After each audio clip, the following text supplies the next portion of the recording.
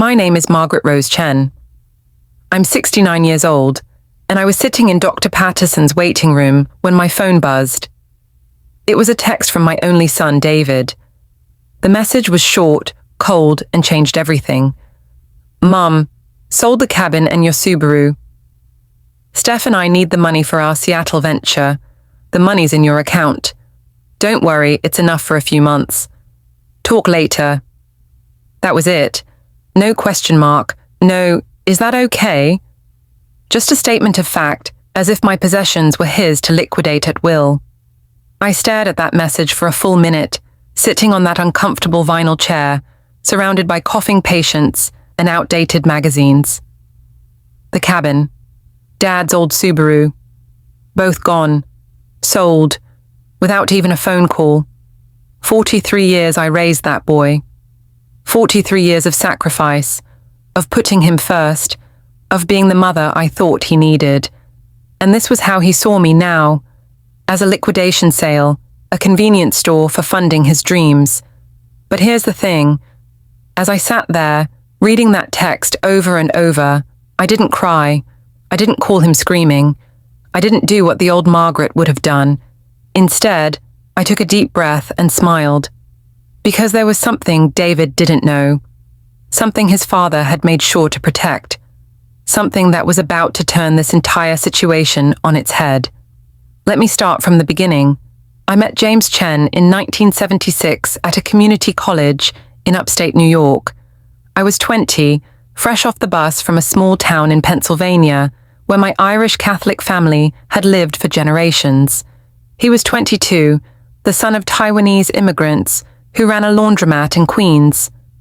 We were both taking night classes, me in nursing, him in accounting. We sat next to each other by pure chance on the first day, and by the end of the semester, we were inseparable. My family didn't approve. His family didn't approve. We got married anyway, in a courthouse ceremony with 2 strangers as witnesses. I wore a yellow sundress I'd bought at Goodwill. He wore his only suit, slightly too big in the shoulders. We were so young, so broke, and so stupidly in love. James worked as a bookkeeper for a small manufacturing company. I worked as a nurse's aide at a nursing home. Together, we made just enough to rent a tiny apartment above a pizza shop. The smell of garlic and oregano was permanent in our clothes. David was born in 1979. The pregnancy was difficult. I had to stop working in my 7th month, which meant we lived on James's salary alone. We ate a lot of rice and beans that year, a lot of pasta, a lot of whatever was on sale. But we were happy. God, we were happy. David was a beautiful baby. Big eyes, always curious, always watching.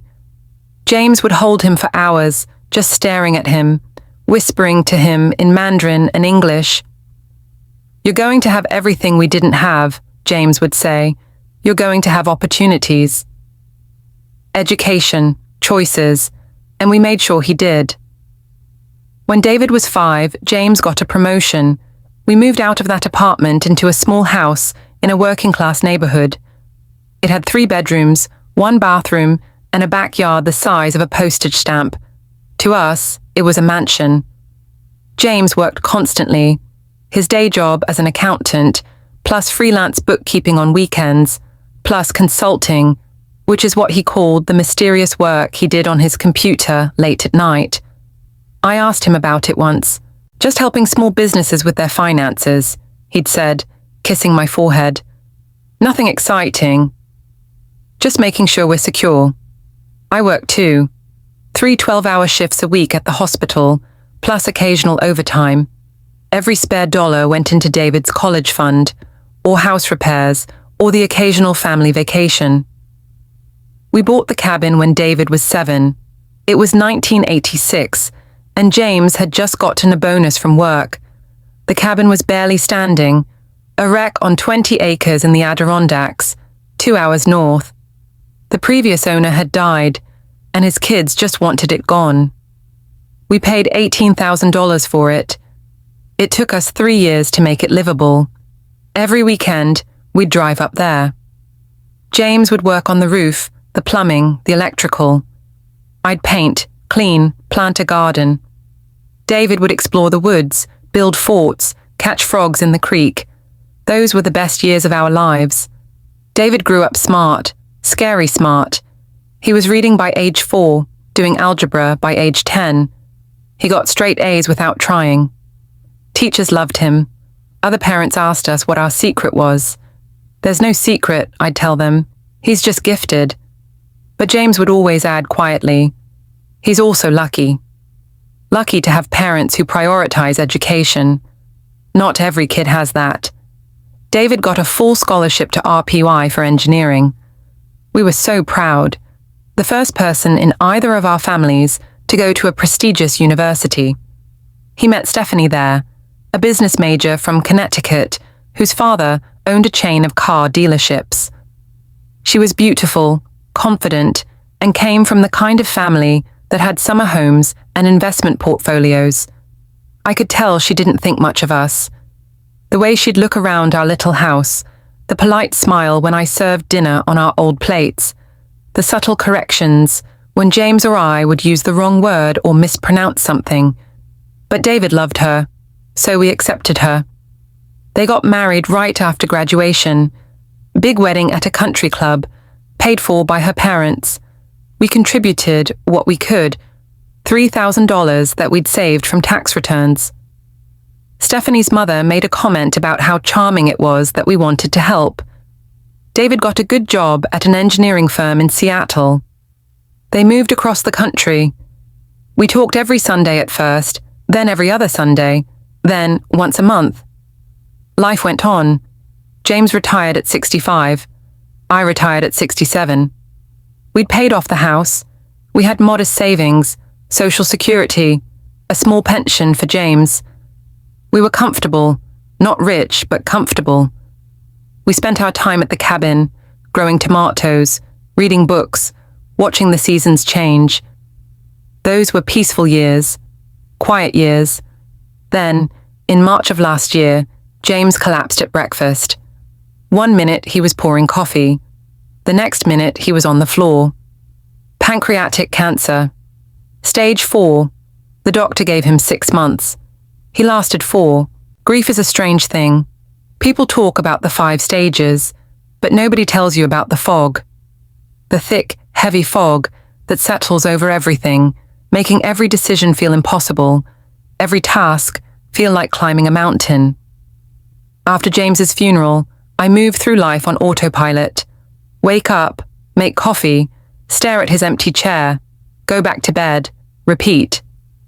David came for the funeral, stayed 3 days, then went back to Seattle. He called every few days at first. Mom, are you eating? Mom, are you taking your medications? Mom, have you talked to anyone? I appreciated it. I really did. He was being a good son. Then, about 2 months after the funeral, his calls changed tone. Mom, we need to talk about your finances. Are you sure you can afford to stay in that house alone? Mom, that neighborhood isn't as safe as it used to be. Have you thought about moving somewhere with more security? Mom, Steph and I have been talking, and we really think you should consider a smaller place. Maybe a condo, or even assisted living, not because you need it now, but for the future. I was still in the fog. I didn't have the energy to argue. Let me help you, Mom, David said on one call. Let me take some of this burden off your shoulders. I can manage your bills, your accounts. You shouldn't have to worry about all that paperwork. It made sense. James had always handled our finances. I barely knew what accounts we had, what bills needed paying. Having David help seemed reasonable. Okay, I said, if you think that's best. He drove out the next weekend with papers to sign, power of attorney, access to my checking account, authorization to make decisions on my behalf in case of emergency. It's just a precaution, Mom, he said, smiling that charming smile. It makes everything easier.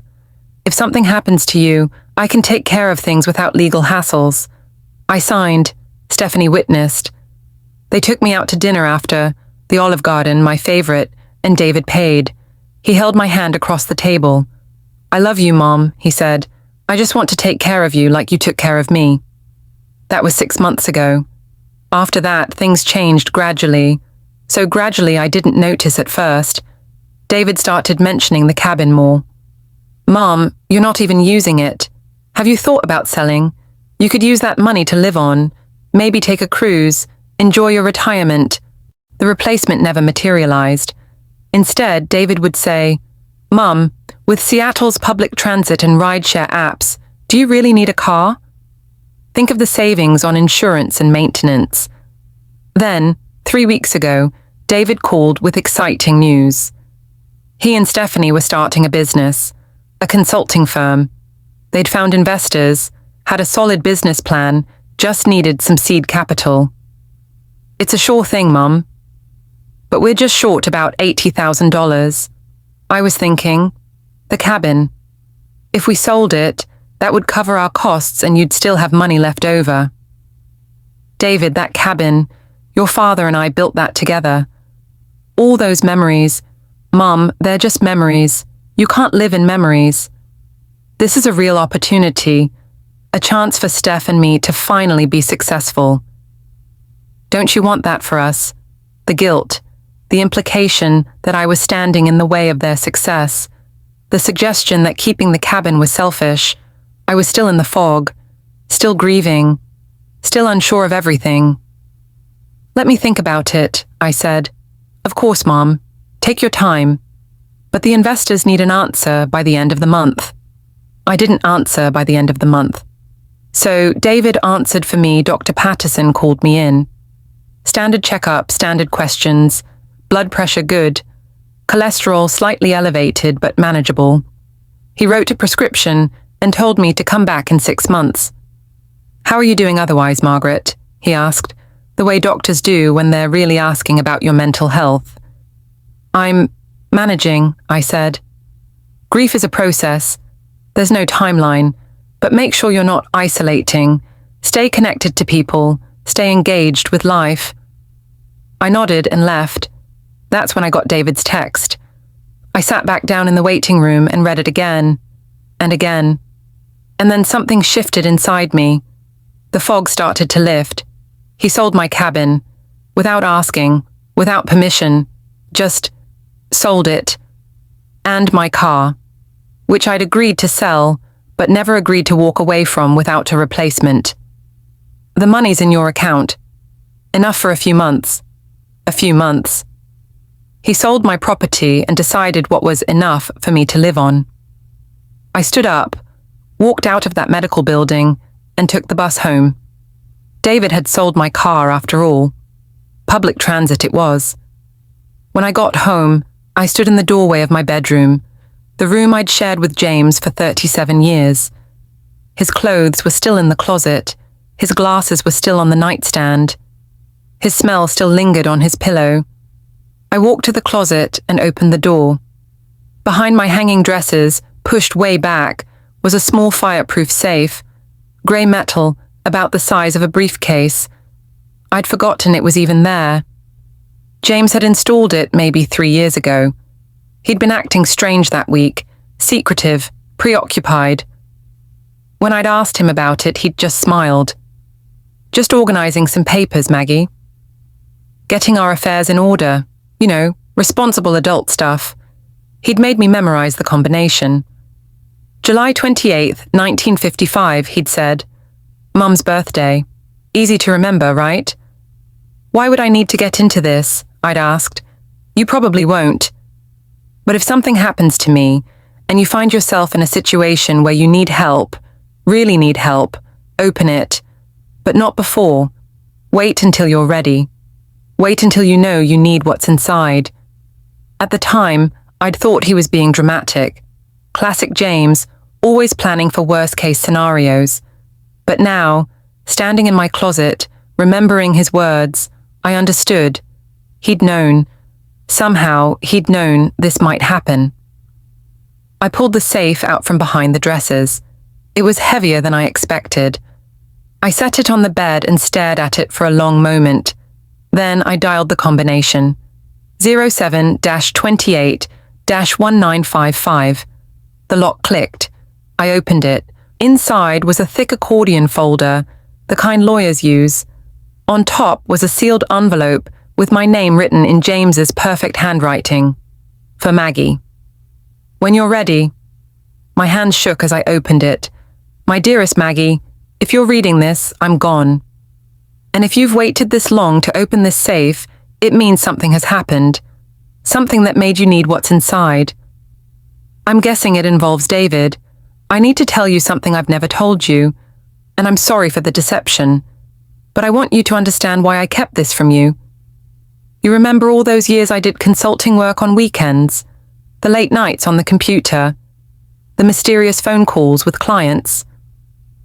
That wasn't consulting. Well, not in the traditional sense. I was investing. Aggressively, strategically, and successfully. It started small. In 1985, a friend told me about a company called Microsoft. Nobody had heard of them. They were developing something called operating system software. I bought 100 shares at $21 each. Spent $2,100, money we'd saved for a new washing machine. You were so angry at me that week, remember? You made me sleep on the couch. Those shares split multiple times over the years. By the time I sold them in 2015, they were worth $487,000. That was just the beginning. I invested in Apple in 1997 when everyone said they were finished. I bought real estate during the 2008 crash when everyone was panicking. I even bought Bitcoin in 2013 when people thought it was a joke.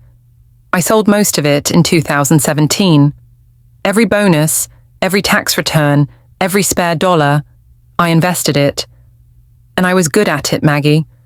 Really good. Why didn't I tell you? Because I was scared. Scared that if you knew we had money, you'd want to tell David. Scared that if David knew we had money, he'd stop working for his own success. Scared that wealth would change him, corrupt him, turn him into someone who valued inheritance over achievement. I wanted our son to be self-made, to work hard, to earn his success, to value relationships over bank accounts. Was I wrong? Maybe. Probably. But that was my reasoning. Here's what's in this folder. 1. Property deeds for 5 rental properties in upstate New York.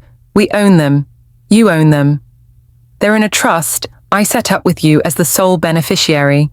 They generate approximately $8,400 per month in rental income, managed by a property management company you've never heard of. The money goes into an account you don't know exists. 2.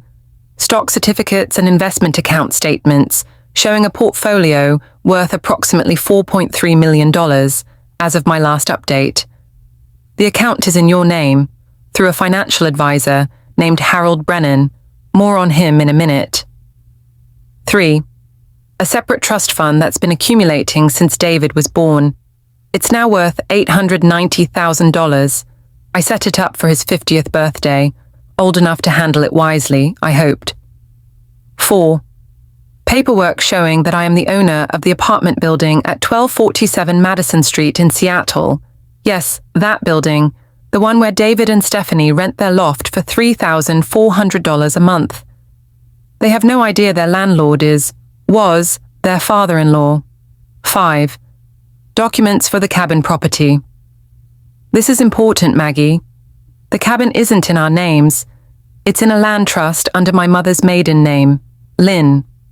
The trust is registered in Delaware. It's nearly impossible to trace back to us. This was intentional. I wanted to protect it. If David tries to sell it without proper authorization, the sale is fraudulent and easily reversed. I know this is a lot to process. You're probably angry at me right now. You have every right to be. But here's the most important thing. I did this to protect you, to make sure that no matter what happened, even if I died, even if David turned out to be less than we hoped, you would be secure. You are a wealthy woman, Margaret Rose Chen. You always have been. You just didn't know it. The checking account David has access to, that has about $43,000 in it, enough for you to live comfortably for a year if needed, but nothing compared to what you actually have.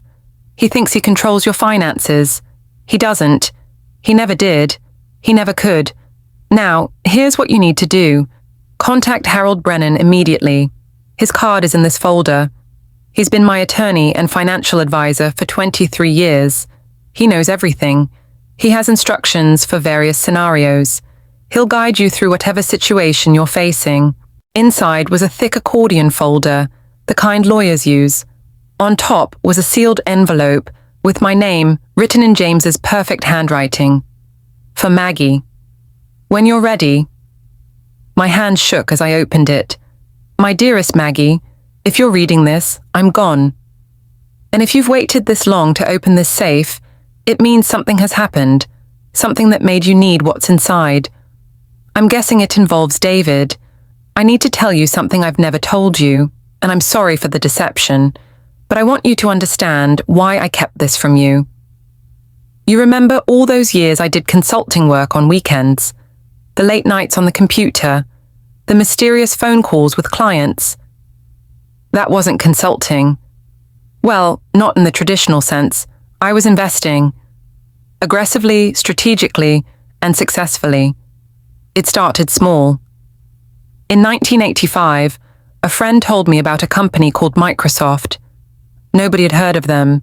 They were developing something called operating system software.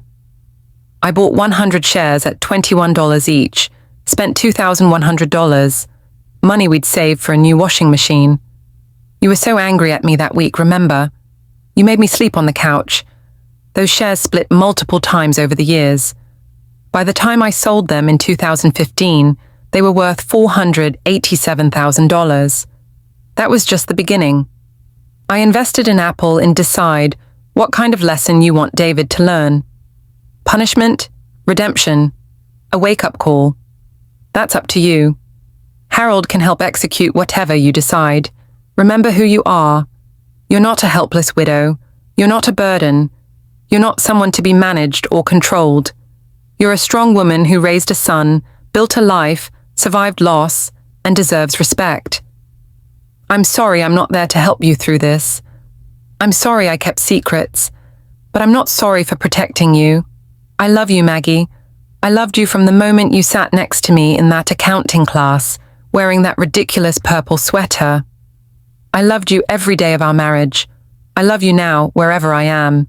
Be strong, be smart, be the woman I always knew you were. Forever yours, James. I read that letter 3 times. By the 3rd time, I wasn't crying anymore. I was planning.